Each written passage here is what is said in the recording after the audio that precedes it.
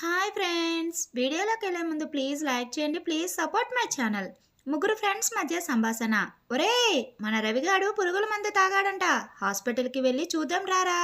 అవునా, పద పద పద. ఒరే రవి, నీకు ఏం కష్టం వచ్చిందిరా పురుగుల మందు తాగావు? నాకు ₹1,00,000 అప్పు ఉంది అని మీకు తెలుసు కదరా.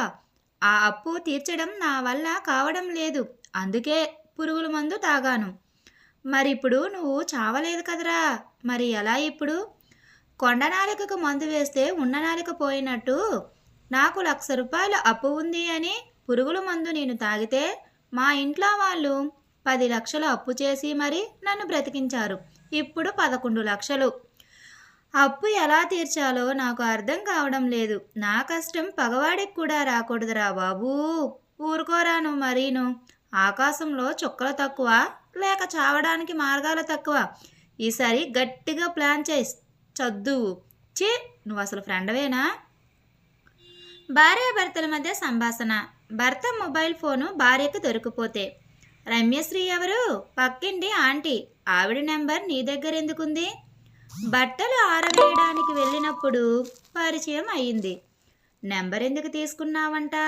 వడియాలు పెట్టడానికి వచ్చినప్పుడు ఇచ్చింది. కాకులు రాకుండా నేను చూస్తాను, ఒకవేళ కాకులు వస్తే నేను మీకు కాల్ చేస్తాను, నీ నెంబర్ ఇవ్వు అని అడిగింది. నేను ఇచ్చాను, అంతే. రమణమ్మ, శ్రీలక్ష్మి, ముత్యాలు, చిన్న సరోజ వీళ్ళంతా ఎవరు? రమణమ్మ కూరగాయల షాపు, శ్రీలక్ష్మి రేషన్ షాపు, ముత్యాలు చేపలు అమ్ముతుంది, చిన్న సరోజ కింద ఇంట్లో పని మనిషి. వీళ్ళంతా సరే, పని మనిషితో నీకేంటి పని? నువ్వు లేనప్పుడు చెప్తే ఇల్లు క్లీన్ చేస్తానంది. నువ్వు పరిచయాలు పెంచుకోవడానికి మగవాళ్ళు ఎవ్వరు దొరకలేదా? అంటే ఆడదే ఆధారం అన్నారు కదా. ఈ గ్రూప్ ఏంటి? బ్యూటిఫుల్ రోజెస్, ఆ డ్వాగ్రా గ్రూప్ లాగా అందరూ ఆడవాళ్ళే ఉన్నారు, దానికి నువ్వు గ్రూప్ అడ్మినా? అందరూ కలిసిమెలిసి ఉండాలి అనే నా ఉద్దేశంతో గ్రూప్ యాడ్ చేశాను. మరి నన్నెందుకు జాయిన్ చేసుకోలేదు? తులసి కోటలో గంజాయి మొక్క ఎందుకు అని?